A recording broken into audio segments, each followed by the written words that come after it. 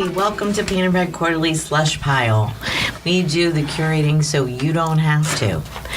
Painted Red Quarterly is so happy to always have so many submissions in our lineup, and we've decided to make this podcast so that you can get a peek in on our editorial process. So essentially, that's what we're going to do right here, right now, is discuss two poems by one author, and then have our editorial board meeting right here on air. So the me that's speaking right now is Kathleen Volk Miller, and we're coming to you from the Corman studio in misty, weird Philadelphia today. It's super muggy, and there was actually a strange fog on the train tracks as I was coming over, which is weird for this time of day, 10 o'clock, 10:30 a.m., and it hasn't burned off. So very strange. But one thing that's wonderful and not strange at all is that Marion Wrenn is right here, touching distance. I'm grabbing her leg as I tell you about it. We're even sharing a mic, so you know how happy that makes me. Hi, Marion. Hi, Kathleen. It's always nice to be grabbed by you. That's what they say, And what a great description of this slush pile. It grabs me. Every time I sit and have a conversation with this crew about what makes a poem a great poem is a frickin' delight. So thank you very much. Lovely to be here. And to my left is... Hi, I'm Isabella Fidenza. I'm a grad student here at Drexel in the publishing program with Kathleen. So all publishing all the time. And over to the left we have... I am Ollie Ziavash-Taveri, and I am a rising senior here at Drexel University. Coming up on the last 5 weeks of my partnership here at PBQ and DPG. I know you're all very sad. Very sad. You're so sad. It can't be true. It flew by. It did fly by. Did you say 5 weeks or 5 days? 5 weeks. Okay, good. That's Yeah. Not that soon. Not that soon, yeah. Drexel terms aren't that fast.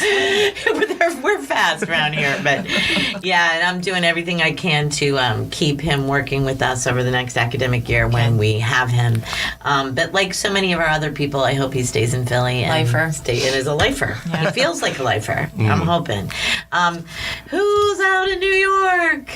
Hi, it is Jason Schneiderman. Woohoo! I am out in New York. I am coming to you from my mother's writing desk. Nice. It's so romantic. I now have in my lovely bedroom / home office / walk-in closet / closet / television room.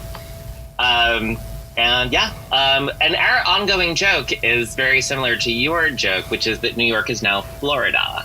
Oh, yeah. We now have these really muggy overcast days, That's right. which then burst into monsoon-like rains. And it's pretty grim. I lost my umbrella. Oh, well, you'll bring a ray of sunshine to the gloomy days, Jason. I am not known as a ray of sunshine. We can pretend. It's okay. I think I am usually known as the ray of gloom. Never. We deal with fiction, so it's fine. You know what?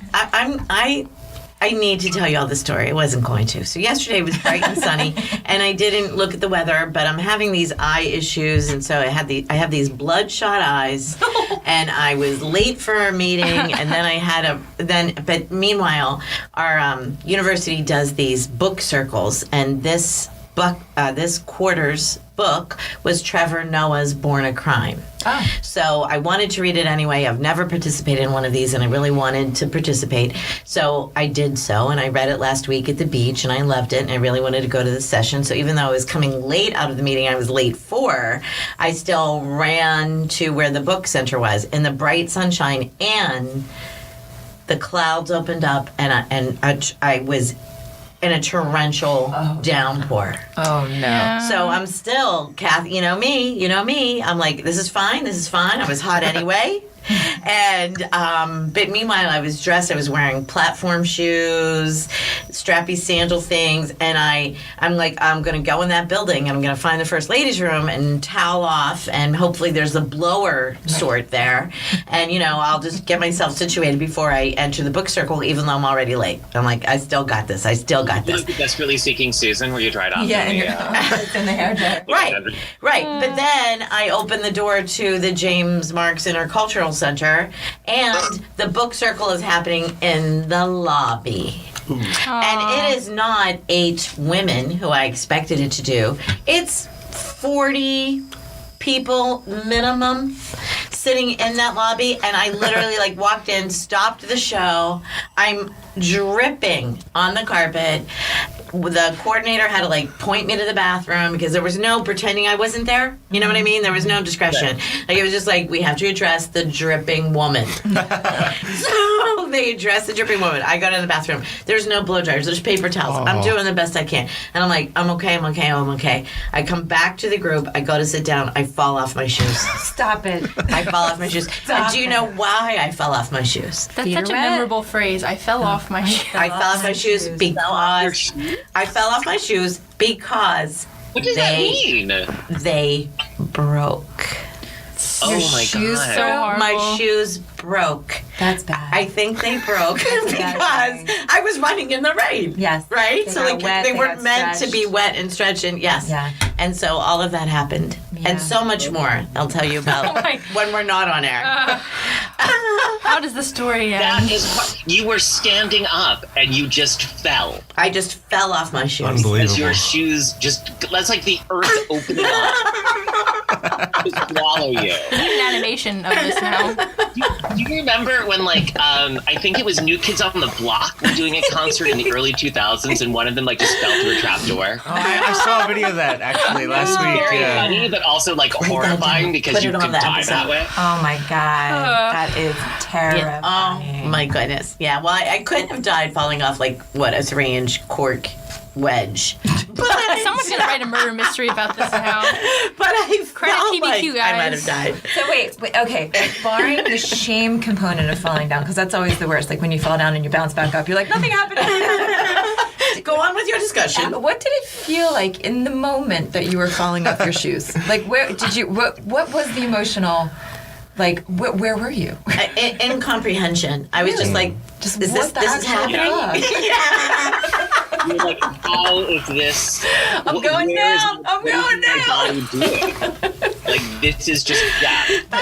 Okay. Thank you for that. Yeah, so that all happened. And so I'm sorry that I took all your time. I hope other people find it amusing. But I really need Marion. I'm Yes. going to put Marion on the Yes, spot for a yes, minute because yes. I would like you to tell our listeners, our loyal fan base, why you're in Philadelphia this weekend. One of the main reasons. Oh, this is really exciting. This is so freaking exciting and special. So, a dear friends, a couple, Andrew Gussman and Jennifer Ginsburg, are getting married, and they've asked me to be the celebrant, which means I have to. I'm going to be Here, hosting here. their wedding, basically. Yeah. And they've written their own vows, and they've asked me to welcome their guests to the service, and it's been. It's funny, I could cry now. Actually, it's been such a joy to like focus on joy, right? Like, Yeah. what are the words that you can speak to a group of people to call them together to witness other people's aspirations and plans and hopes and Yeah. declaration of love. It's been great. Yeah. And so of course I spent like, the last month worrying about what the hell to wear. I'm like, should I show my boobs or not? I don't know. Like, what do you do? Like, is it a tank dress? Is it, I don't know. But Andrew and Jennifer are a fantastic couple and loving friends and friends to each other primarily and also to their friend group. So Yeah. we wish them all the joys. Yeah. All the joys. Yeah, they're really just lovely people, and we got our fabulous editor Paul Siegel through the connection with Andrew right. Guzman. So that's a whole other line of things, but that's why they're part of PBQ family That's too right. in this That's a big celebration. tangential but real way. Yes. So yeah, okay. But before we move on, what are you going to wear? Oh, I still haven't decided. I told her what to wear. So just this I morning. bought I have alternatives, right? I have this like strappy blue number, right, with a shawl to put over my shoulders because actually living in Abu Dhabi has made me completely prudish about showing anything, like no elbows, no shoulders. So and then I have this other like kind of sexy black dress, and no shoes. To go to Kathleen's point, I actually don't have shoes for this wedding, so maybe I'll just be barefoot. People get married barefoot all the time. It's kind of a thing right now. Barefoot celebrate. Barefoot weddings, cowboy boot weddings, flip-flop weddings. I've been to all of those, to be perfectly honest. Okay, so I wore sandals to my own wedding, but your wedding was fabulous. You can wear shoes. Yeah, I will wear shoes, but thank you. That's good advice. And flats. You should wear flats. All right, I will. Really? Okay, I'll send you a couple selfies, and we'll determine what the heck. I mean, after Kathy's story, I think it's really I think that was a sign that you need to wear flats. Flats, right? They're not fall off myself. They won't fall off, even if they break. I don't fall off my shoes. That wouldn't be good. No. Yeah. No. Yeah. But speaking of being knocked off your shoes, let's talk about poems. What a great transition. What a great lead in there. Segue of the year goes to Marion Wrenn. Are you reading the first one? I want to read the first one. Yes, I really do. So this is we're looking at two poems by the poet Bino see there. Right? Because we Realuyo? focused on I believe it's Realuyo. Realuyo. I'm gonna give that a shot. It's Bino Real. I can't. My dad's Try Italian, so I'm somewhat slightly okay with Spanish pronunciation, it's but Realuyo. I think so. Right? Bino Realuyo. And I hope we keep that in because it's a beautiful name and it has such music, and I'm tongue-tied. And so, Bino, I hope I do your music justice in this fantastic poem. Yeah. The title is The Other Rebel, and it's got an epigraph, and it starts with, after your last words, you cannot have us both. Your open lips on my chest, what I heard last, what stayed the longest, second only to white noise that began when you left, fever-faced, for your cherry blossom garden, an island of impermanence, Manoa no aware, where nothing lasts. Transience is not a language hearts speak.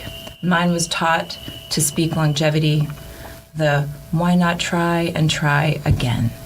How I ended up with the two of you was not the work of desire, but of truths unfolding inside me more than yours, pages of a red rose revealing how three hearts could bloom from rebellions.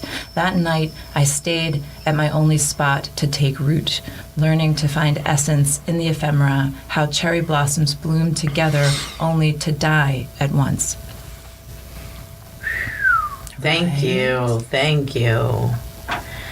Mo no aware is a Japanese term used to describe the cultural idea of impermanence, especially one associated with cherry blossoms. Yes. That is a note that we got from the author and we're appreciative of. Yes, very much. All right, so here we go. Maybe I maybe should have even said this before Marion read that for us, but this author has written many, many, many sonnets. They are not in a suite, but they are a collection unto themselves. And he has published many of them in many places. And so he's on a sonnet thing. And here he is for us.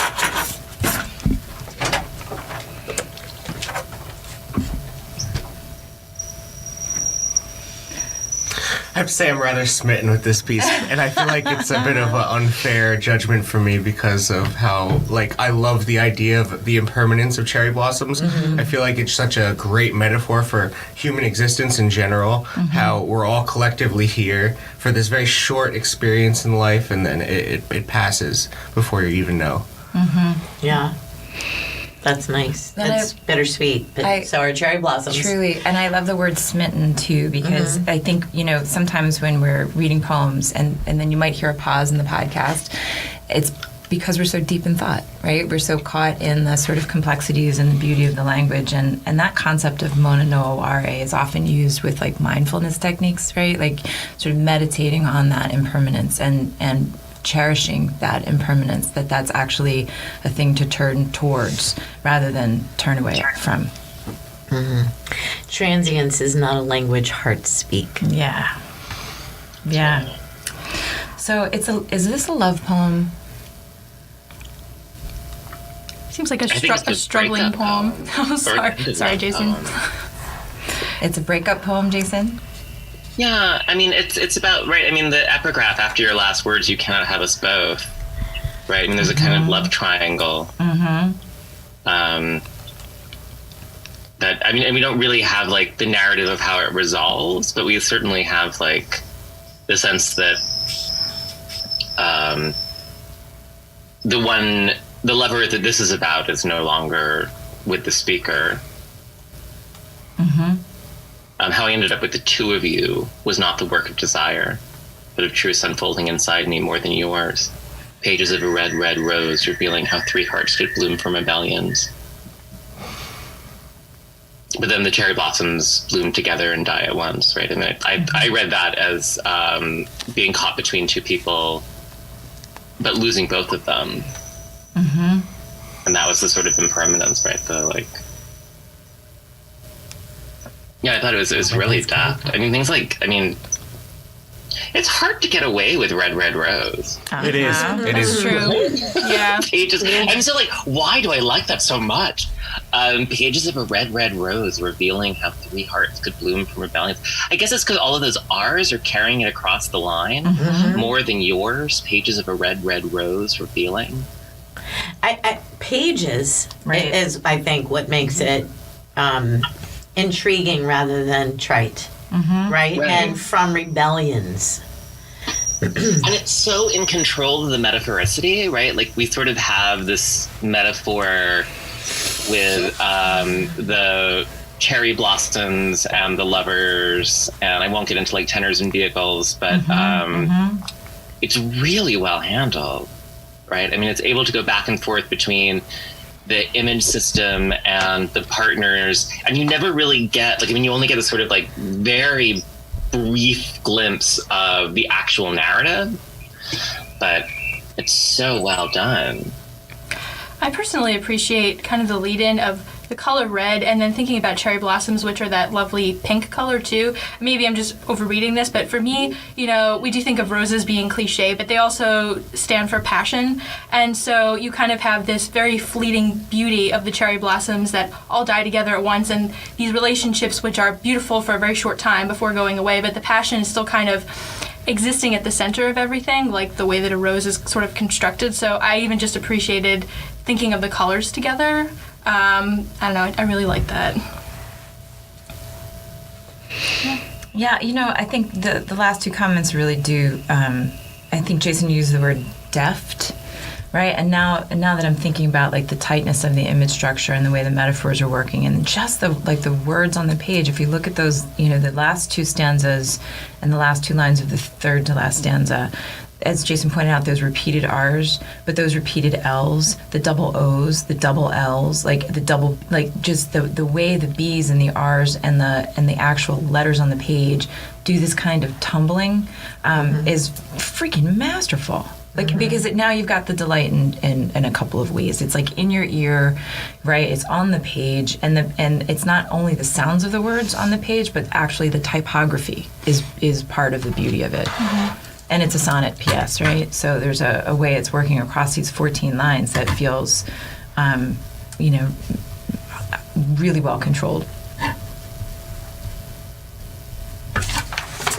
Smitten's a good word to describe this piece. Yeah, right? At least Smitten is it. We'll have to put that in the title somehow, Ollie.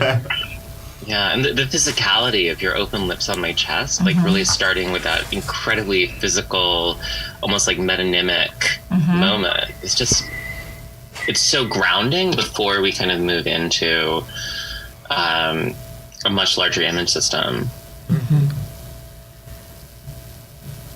Yeah, and I remember when I came across this poem in the Slush Pile, I read that first line of the poem before I read, you know, I had the whole poem working in my head. And of course I'm thinking of Whitman, right? That moment in Leaves of Grass where it's, you know, I've got one hand stretched to my beard, one hand stretched to your feet, right? And this sort of kiss, right, of an embrace, right? And then this poem becomes its own spectacular lament.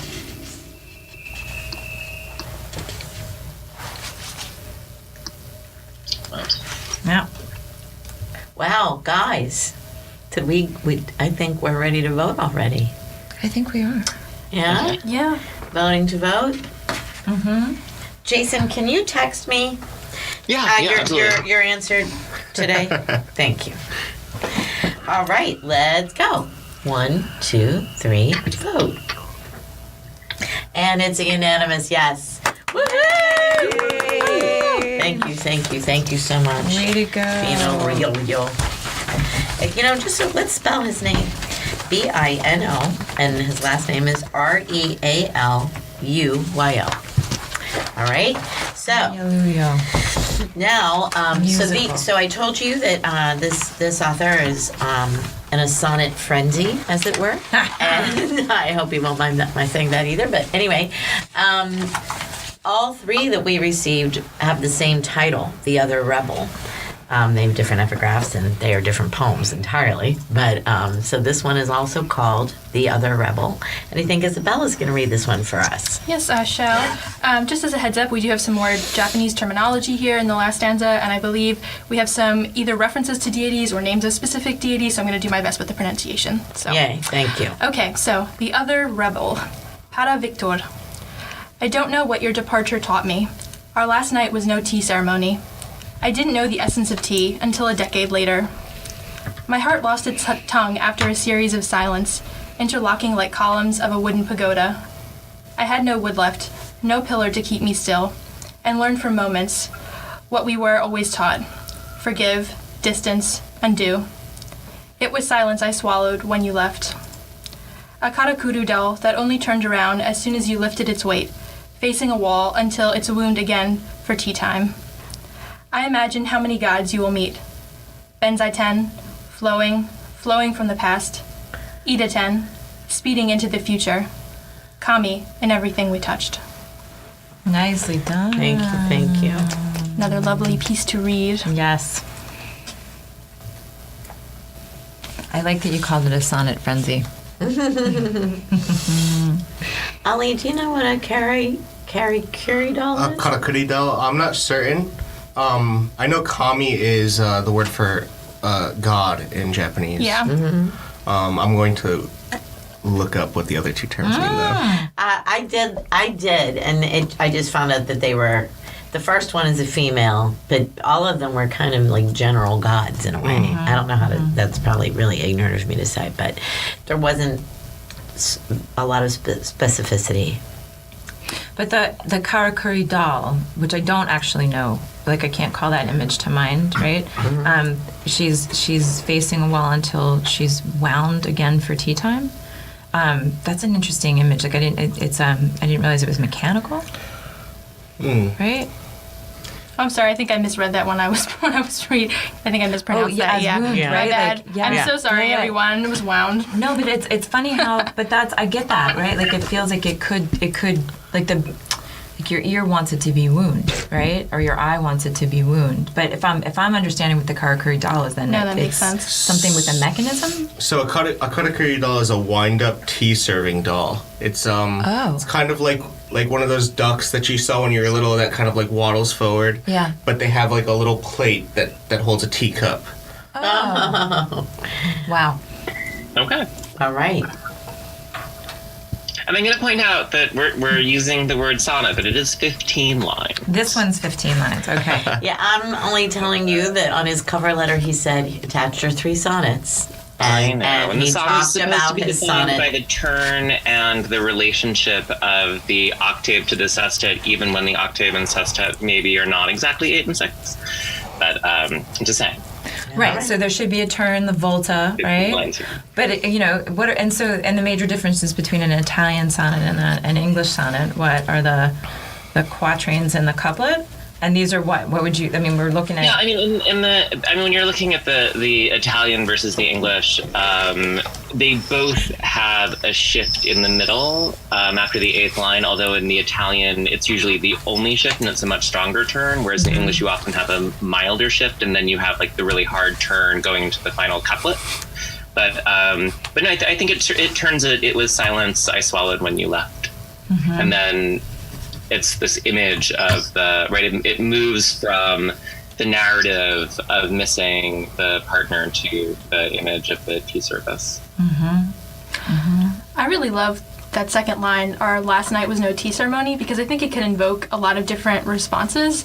So a lack of order, a lack of elegance, a lack of maybe composure, someone who is trying to confront a situation and has already kind of, pre-planned that approach, and then it just doesn't work in the face of the situation. I think there's just a lot you can take away from that, and so I like how you can go into the rest of the poem feeling a lot of different things and having a lot of different things kind of in the back of your mind. Yeah. So I like that was so soon. I was really, for me, I loved the turn being an actual turn, and the line that Jason quoted. It was "Silence I swallowed when you left." I see the I as the Carrie doll, right, facing a wall. I loved the thought of the self as the doll.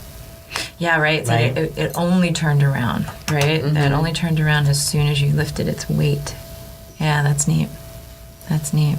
But and to Isabella's point, that second line too, our last night was no tea ceremony. Like, I love the way the poem teaches you to read the poem, right? Because the first two lines feel really casual, right? They kind of feel like a sort of, it really could be a kind of vernacular description of a breakup or something.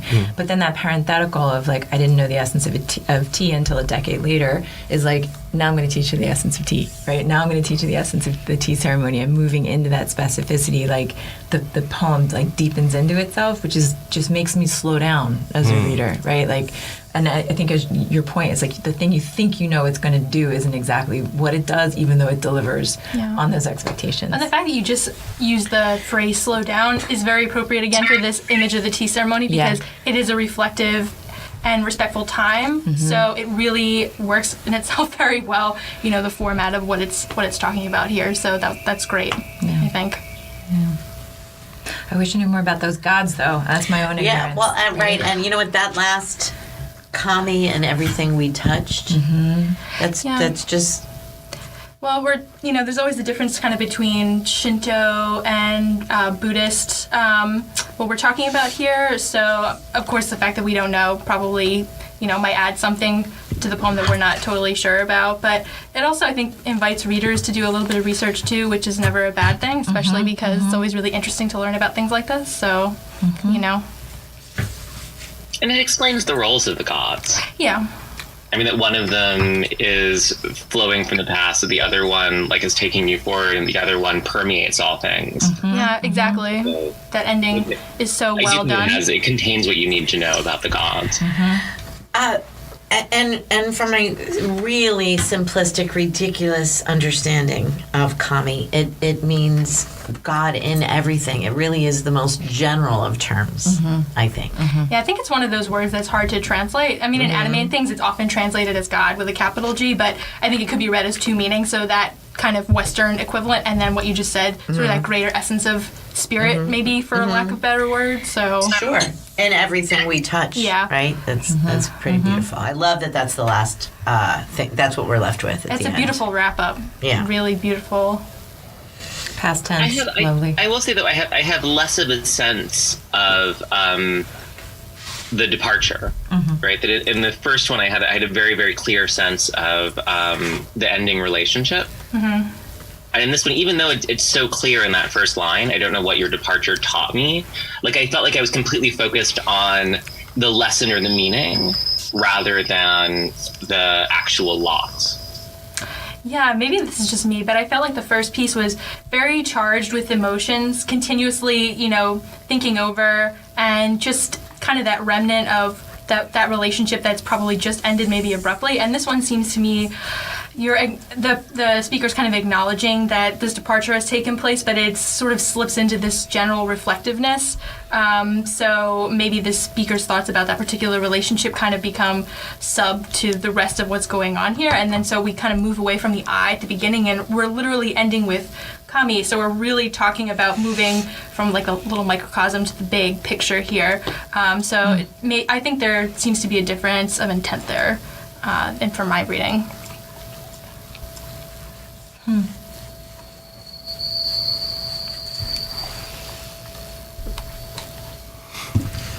So I have a very nitpicky question for you all. Look at the second stanza. The first line on the second stanza, my heart lost its tongue after a series of silence interlocking like columns of a wooden pagoda.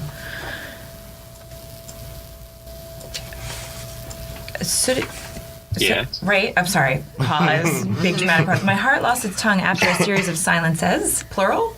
Or a series... Yeah, I did kind of stumble over that mentally when I was reading it. Wow. Or does it matter? I mean, maybe if it wasn't broken onto a second line, it would be easier to keep it together. Yeah, I don't think it needs to be silences because it's series of silence. It didn't stop me at all. That's the thing. That's why I wanted to come back to it, because it didn't stop the reading, and it didn't stop me until I started to sort of unpack some of the images that he's stitching together here. I guess also because we have the columns too, so the silences somehow become merged with the columns for me. So for sure, if we're searching for a plural unconsciously, we get one right in the next line.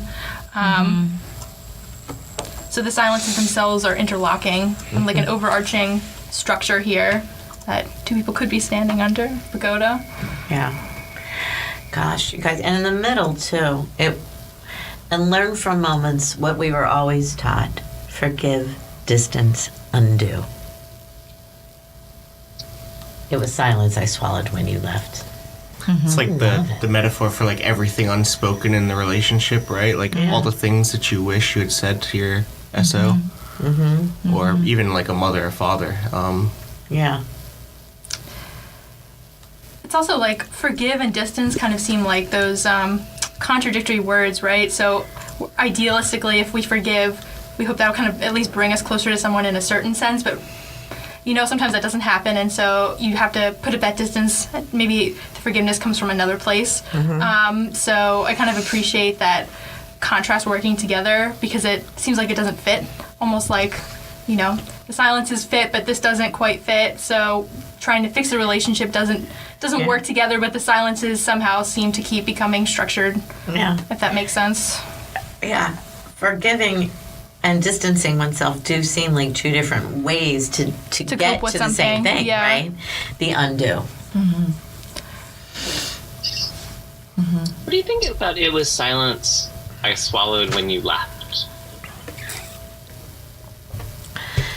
To remain silent, to allow the leaving, to not, I think that silence when you left is like that doll standing in the corner, just complete. Well, it was weird to me because on one hand, like usually if you use that construction, right, like I swallowed my pride.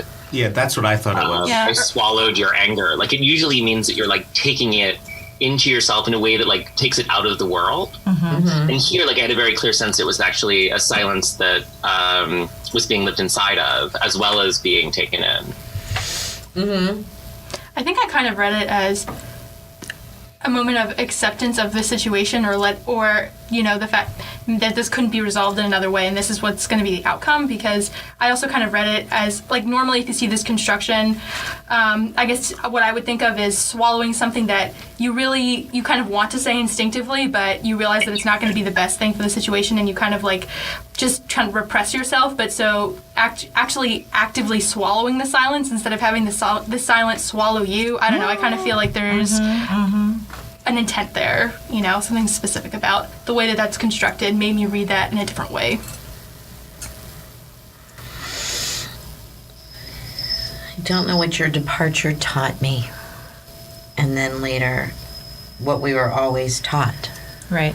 That's the thing that I'm tracking too. So what we were always taught is to forgive, to distance, to undo. But in that departure, I had no wood left, no pillar to keep me still and learn from moments. Like I couldn't learn, right, what we were always taught, right? Like, so there's that gap between what you think you're supposed to do and what you're trying to aim for and what you're left to achieve. And it was silence I swallowed when you left. So what's so intriguing to me too is the way the line break is teaching you something about what you're meant to learn and what you actually learn. Like there's a little gap there. There's like a little cognitive dissonance. Yeah, right? that works. Which is super cool. Like it's interesting to puzzle that through. Forgive, distance, undo. Is that to say detach, right? And it was silence I swallowed when you left. It's fascinating little puzzle at the center. I think there's been a lot of silence. I think they're not. They're the other and the speaker are not talking.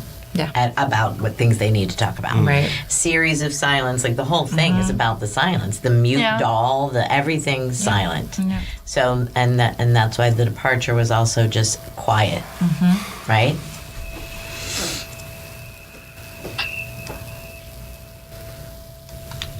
Yeah.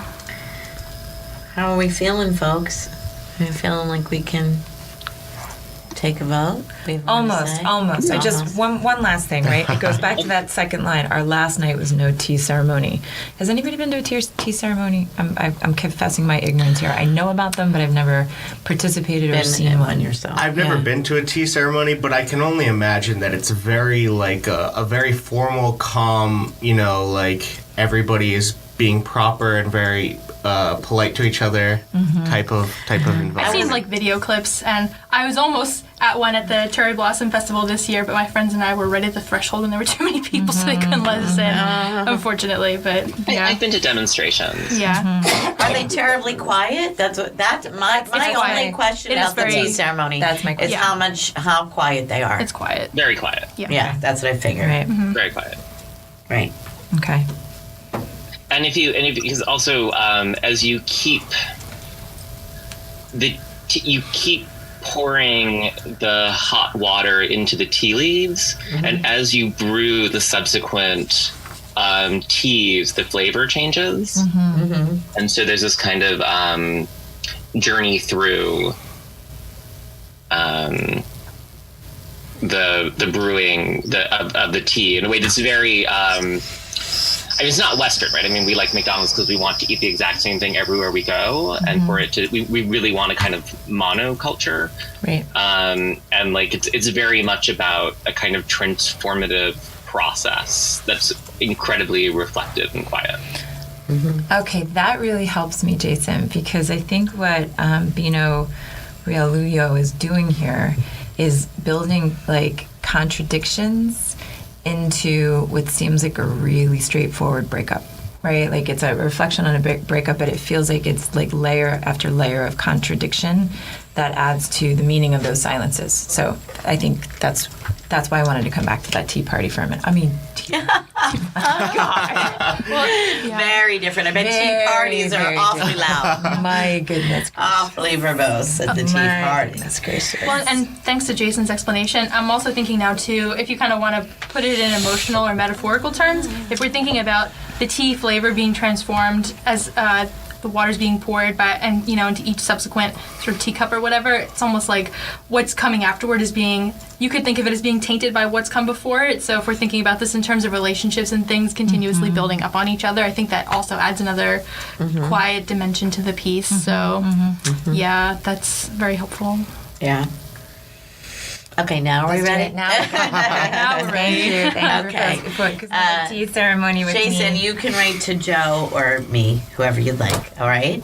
Whoever you like better. That's not Oh my god, fair. this is a referendum. I have to like. No popularity contest. See who First Jason vote on chooses. who you want to vote with.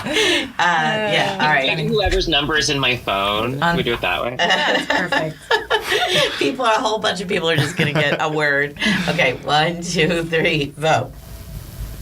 And it's another unanimous yes. Woo! Yeah, wow, thank you. I mean, listen, guys, just to reveal even more to our listeners, to put you in on this sharing, we didn't know how these were going to go at all, and we had an editor saying not so much, and then another editor going yes, yes, and then we were like, let's bring it to the podcast, and look what happened when we got in, and that's why our lengthy conversations about the work are so important. It takes And they are time. lengthy. It takes Even when you're not time. here listening to us, podcast listener, This is ongoing. this is what our conversations are like. This is for real. For real. We will be having This our is photo. not just for you.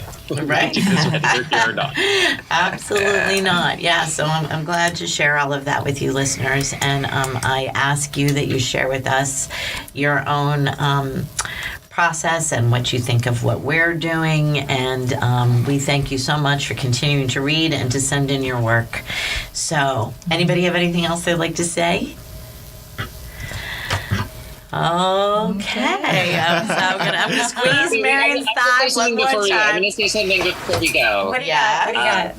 So I had a really wonderful opportunity this summer to teach at the Frost Place. Yes. And I told everyone there during the publishing conversation that they should listen to our podcast because this is, a way to know what editors are thinking when you send your work. Mm-hmm. But I just had to say, it was so wonderful to me to be at a conference and to just kind of be with so many other people who care about poetry. That just being with poetry in the woods for a week where that was absolutely a given. It was just really wonderful. And I just wanted to say, if you're not going to conferences, maybe go to a conference. That's great. That's great. Let me jump in on that and say, too, one of the things that I do in the summer is host book clubs. And I participate in the East Meadow Public Library's Lunch and Book Series.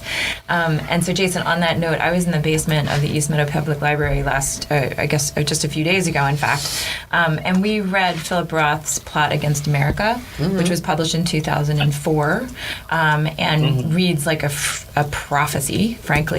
And to have a conversation around fiction by really passionate readers who are also passionate citizens in the basement of a public library might have been one of the most exciting things I've done this summer. And it's a great book, so I highly recommend it. Roth can be a tricky figure, and you just passed away in May, but Plot Against America, awesome, definitely. That brings us full circle to my anecdotal story in the beginning. I was also, even though I was dripping wet and caused a scene, it was amazing that many people had come together on their lunch hour to talk about a book, and I would also recommend the Trevor Noah. It was very good. Yeah. So, all righty. Thank you to everybody, and keep reading. Cause scenes in the name of literature. Cause scenes in the name of literature, and thank you, Bino Realuyo. Realuyo? Realuyo. Realuyo.